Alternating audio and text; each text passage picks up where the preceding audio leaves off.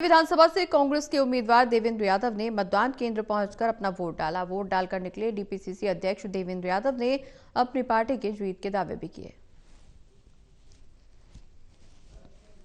दिल्ली की जनता बदलाव के लिए वोट कर रही है और एक बड़ा बदलाव 2025 में निश्चित है। 8 तारीख को रिजल्ट आएंगे। मुझे पूरा विश्वास है कि दिल्ली की जनता जो है कांग्रेस को बड़ी उम्मीद के साथ देख रही है और उम्मीद इस बात की है कि क्योंकि कांग्रेस ने पहले काम किया है और आगे काम करने की नीयत रखती है। देखिए, दिल्ली की जनता है ना, वो बड़ी समझदार है। वो कोई ऐसी चीज बीच में छोड़ना नहीं चाहती कि हमें 5 साल मिले, हम काम नहीं कर पाए। इन केजरीवाल जी को 11 साल दिल्ली की जनता ने दिया और जब किसी को वोट देती है तो खुल के देती है। 70 में से 67 सीटें एक बार दे दी, दूसरी बार 70 में से 62 सीटें दे दी। जब भारतीय जनता पार्टी की बात आती है तो 7 में से 7 सीटें जिता देती है। इस बार कांग्रेस की तरफ लोगों का मन है, लोग बड़ी उम्मीद के साथ देख रहे हैं और मुझे पूरा भरोसा है कि 70 में से चाहे वो 62 सीटें दें या 54 सीटें दें, लेकिन कांग्रेस की एक मजबूत सरकार आने वाली है। तो देवेंद्र यादव का साफ तौर पर कहना है कि अब इस बार जनता मन बना चुकी है बदलाव का, कांग्रेस की सरकार बनेगी। हालांकि जनता ने किसके पक्ष में वोट किया है ये तो अभी भी संशय की स्थिति है और जब चुनावी नतीजे सामने आएंगे तब स्थिति स्पष्ट हो पाएगी कि जनता ने जीत का ताज और जीत का सेहरा किसके सर पर सजाया है। और इस बीच हमारे साथ सहयोगी रिया जुड़ी हुई है ज्यादा जानकारी के लिए। रिया, लोगों में अभी भी उत्साह है या दिन चढ़ते चढ़ते, हालांकि वोटिंग प्रतिशत में तो इजाफा हुआ है, लोगों का उत्साह क्या कुछ कह रहा है? जी देखिए प्रगति, दिल्ली के इस विधानसभा चुनाव में हमने देखा कि जो मतदाता हैं वो सुबह से ही काफी उत्साहित नजर आ रहे हैं। कुछ ऐसे क्षेत्र हैं जहां पर सुबह से ही जो वोटिंग परसेंटेज है वो काफी अच्छी मात्रा में देखने को मिला। हालांकि इस बार अगर मैं बात करूं तो महिलाओं की जो संख्या है वो ज्यादातर पोलिंग स्टेशन पर देखने को मिल रही है और सबसे खास बात यह है कि जो वरिष्ठ तबका है उनकी भी हिस्सेदारी बहुत ज्यादा नजर आ रही है। और साथ ही साथ में जिस तरह से विकलांगों के लिए चुनाव आयुक्त ने तमाम जो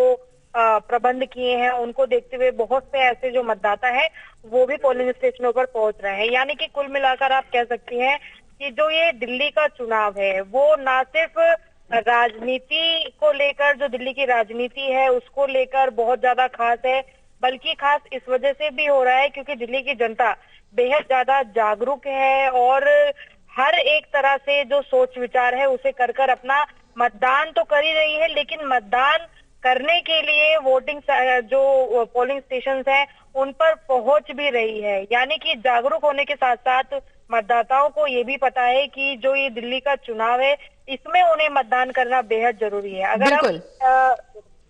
जो वर्ग है उनकी बात करें, देखिए महिलाओं से जब हमने बात की तो महिलाओं का ये कहना था कि दिल्ली का जो लॉ एंड ऑर्डर है यानी कि जो सुरक्षा व्यवस्था है उस पर वो चाहती हैं कि उसमें और भी ज्यादा बदलाव हो और सुरक्षित दिल्ली के रूप में जो महिलाएं हैं उसमें अपने आप को कहीं ना कहीं पर मजबूत समझ पाएं। और बहुत सी महिलाओं ने ये भी कहा कि दिल्ली में जैसे सीवर हो या पानी हो, इन सब की जो समस्याएं हैं उनको भी वो चाहती हैं कि उन पे समाधान हो, उनको बदलाव हो उनकी तरफ, तो उसे लेकर भी उन्होंने जो अपना मत है वो भी ध्यान में रखते हुए किया है। और वरिष्ठों की अगर हम बात करें तो जो वरिष्ठ तबका है उन्होंने जानकारी देते हुए कहा है कि दिल्ली में चाहे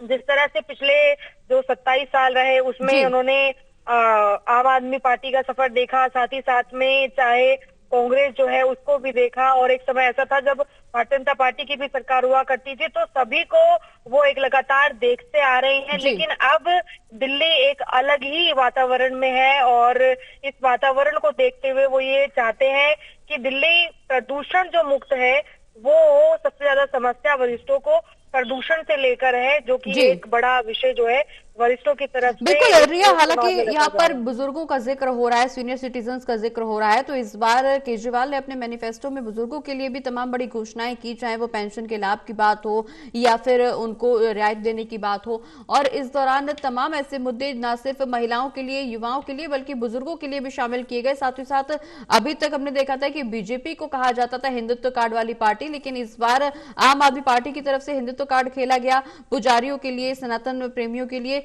पुजारियों के लिए खास तौर पर ग्रंथियों के लिए सैलरी की घोषणा की, उनको 18,000 रुपए देने की घोषणा की गई। तो क्या इसका भी चुनावी असर कुछ देखने को मिलेगा?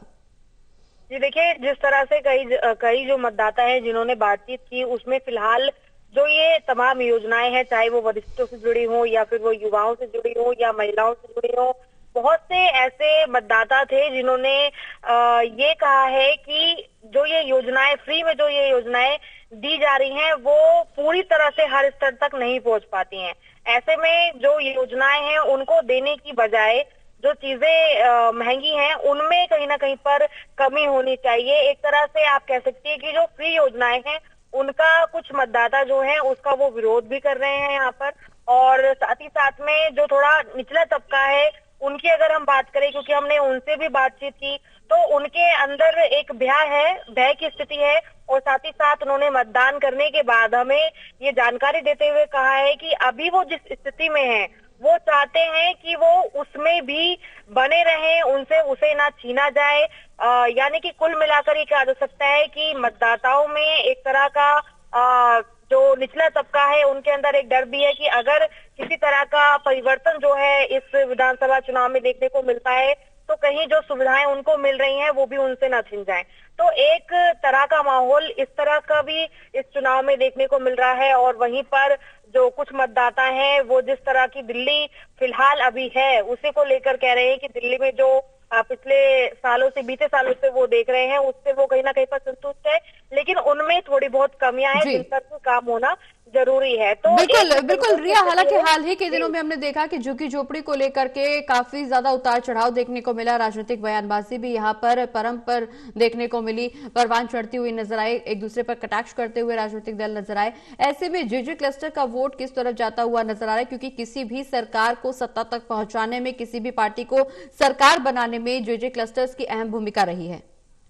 जी बिल्कुल, देखिए प्रगति क्यों, इस बात में बिल्कुल भी संशय नहीं है कि जो झुग्गी बस्ती या जो क्लस्टर के जो मतदाता हैं वो चुनाव में अपना जो मत है वो देने नहीं पहुंच रहे हैं, बल्कि वो भी अपने मत को देने पहुंच रहे हैं। और उसी के साथ साथ में जो ये तबका है वो भी काफी ज्यादा जागरूक नजर आ रहा है, क्योंकि इनसे जब सवाल पूछे गए कि आखिर आप अपना मतदान किन विचारों पर कर रहे हैं, क्या कुछ आपने सोचा समझा है, तो उसे लेकर उनका यही कहना है, जैसे कि मैंने अभी आपको थोड़ी देर पहले बताया, उनका ये कहना है कि जिस स्थिति में वो रह रहे हैं वो चाहते हैं कि उन्होंने फिलहाल उस स्थिति में बदलाव की कोई मांग नहीं रखी, बल्कि उन्होंने कहा उनके अंदर एक डर है कि जिस भी स्थिति में या जिस भी वातावरण में अभी वो रह रहे हैं उन्हें वो स्थिति भी कहीं ना कहीं पर सही नजर आती है। वो भी अगर बनी रहती है तो उन्हें उससे कोई दिक्कत राजधानी दिल्ली में रहने में नहीं है। तो वो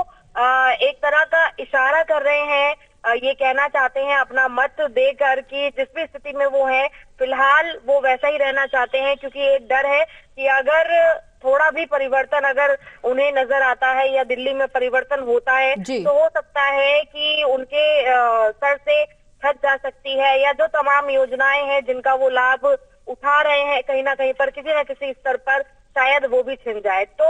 आप इस तबके का इशारा जो है वो साफ तौर से समझ सकती हैं कि आखिर किस और है। लेकिन बाकी, क्योंकि देखिए इस चुनाव में युवा परसेंटेज है वो भी काफी अच्छी हिस्सेदारी के साथ पहुंच रहा है, वरिष्ठ भी पहुंच रहा है, महिलाएं भी पहुंच रही हैं, तो इससे साफ कहा जा सकता है कि दिल्ली के इस चुनाव में जो मुकाबला है वो त्रिकोणीय तो है ही, लेकिन जो जनता है वो पूरी तरीके से जागरूक है। कोई बीते सालों के कार्यकाल को देखकर जो अपना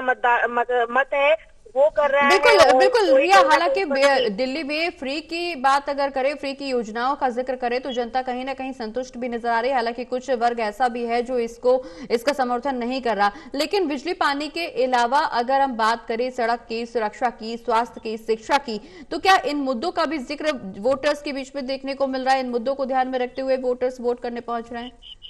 कि देखिए प्रगति सीवर और जो नाली या फिर जो साफ सफाई है इन सबको हटाते हुए अगर देखें तो सड़कों का निर्माण जो है उसे लेकर जिक्र किया जा रहा है। और दिल्ली में सबसे ज्यादा बड़ा जो मुद्दा है वो पोल्यूशन का यानी कि जो प्रदूषण का है उसे माना जा रहा है, क्योंकि बहुत जो मतदाता है उन्होंने दिल्ली में प्रदूषण को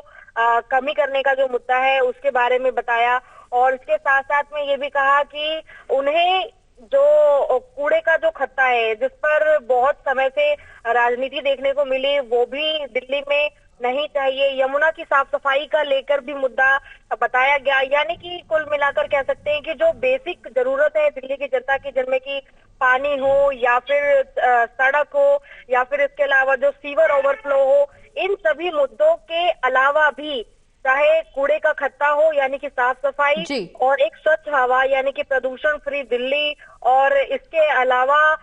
जो डीटीसी में बस यात्राएं हैं इनको लेकर भी कहीं ना कहीं पर समर्थन जताया गया, जो कि निचले तबके की ओर से है। तो इस बात पर पहुंच पाना, निर्णय पर पहुंच पाना कि आखिर जनता किन आधारों को बनाकर अपना मत कर रही है, बेहद ही मुश्किल होता जा रहा है प्रगति। लेकिन ये मुकाबला त्रिकोणीय है और ऐसे में बिल्कुल रिया, निश्चित रूप से दिल्ली का दंगल त्रिकोणीय होता हुआ नजर आ रहा है। लेकिन सवाल आखिर तक यही कि जनता किसके पक्ष में मतदान कर रही है, किन मुद्दों को ध्यान में रख रही है, क्योंकि इससे पहले भी कई राज्यों में हमने देखा कि जनता साइलेंट वोटर के तौर पर उभर कर नजर आई। लेकिन दिल्ली की क्या कुछ चुनावी स्थिति रहेगी ये देखना बेहद दिलचस्प होता जा रहा है। रिया, नजर बनाए रखिए आप पूरी खबर पर।